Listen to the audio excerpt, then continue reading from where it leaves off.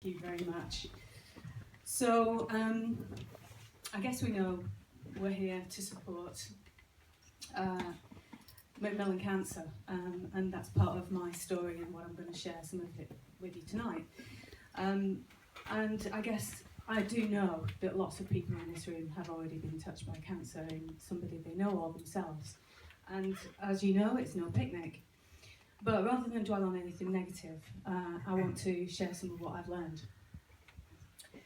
And before I do that, I just want to say a massive thank you to Kelly and to Richard for putting this night together. Thank you. And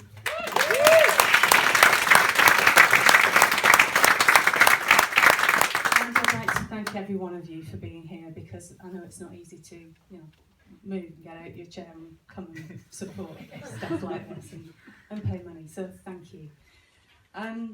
I've had a sort of opposite career to Richard. I started out in a corporate world and then moved, or I seem to be moving more into creative stuff. But the corporate world is really about control. And being a control freak is something that I have been very good at doing. But what I would not allow myself was the luxury of being creative. And I saw it as a luxury, and I think a lot of us do, not allow ourselves the space to create whatever, we like to do or used to do as children. But that control really was something that was killing me, not to put too fine a point on it. And I had discovered that I got breast cancer in 2010 for the first time. There are a few things worse than being told you've got cancer. It's a special kind of shock and fear that is put into you when you're told that news. But one of the few things that matches it is being told you've got it again, which happened last year for me. So it's been a bit of a journey. But on that journey, whilst not being able to do very much at home when you're having treatment and chemotherapy and various other things, surgeries, you reflect and you think about what you really want, and you think about the chances that you've yet again been given. And that is something that is serious, if I were to do it all again, what would I do? And I've always loved singing, but I confined it to the car mostly. So after the first bout, I thought, well, you know what? Nothing's as bad as, you can't be more fearful of having cancer. So what would singing be? So I walked into, with the encouragement of my lovely partner Duncan, into a music school and met another lady in the audience, Amy Beth Smith, who is my singing teacher. So she's to blame with most of what you're about to hear. And I started to sing, just lessons. And then I thought, this year, well, that's okay, but you're singing other people's stuff and it's not really creating. So I know what I'll do. I'll go on a songwriting course. Because in the corporate world, if you want to know something, you go on a course. So I Googled songwriting courses, and popped the Songwriting Academy. And Mr. Martin Sutton, who's in the audience as well tonight, is the person who runs that. And I, having never written a song in my life, signed up for a boot camp and a year-long mentoring program. And decided, I'll write a song. I had a bit of an epiphany on that course, in that I thought, oh my God, this is something I love. So, what I want to share with you tonight is two things. The first one, Richard's already mentioned, cheers mate, which is that attitude is everything. It is everything in life. And when you are going through treatment, you need to have a positive attitude, and you need to surround yourself with people who are positive, who do absolutely know you'll be fine.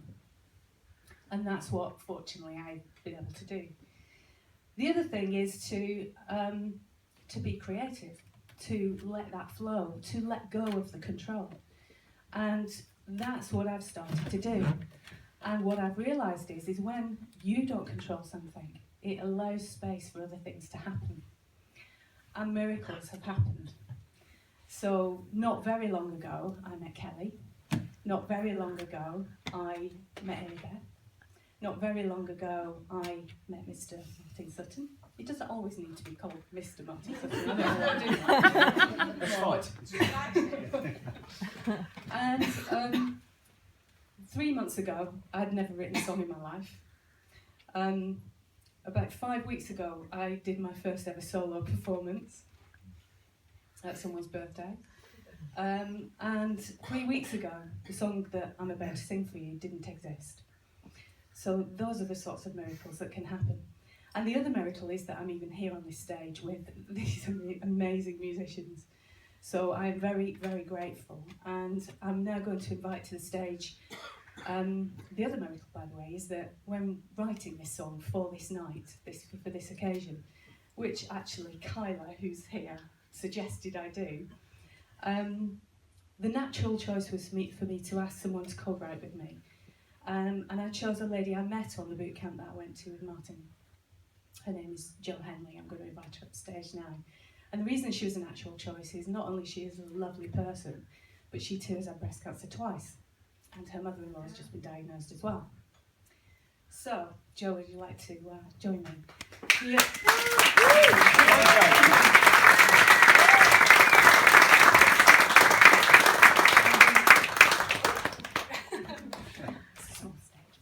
And the other person and miracle that happened is that when told we were going to sing a song, and I told this person that I'd started to write one, she very, very generously offered to co-write with us, and that's Miss Sarah Coleman, please.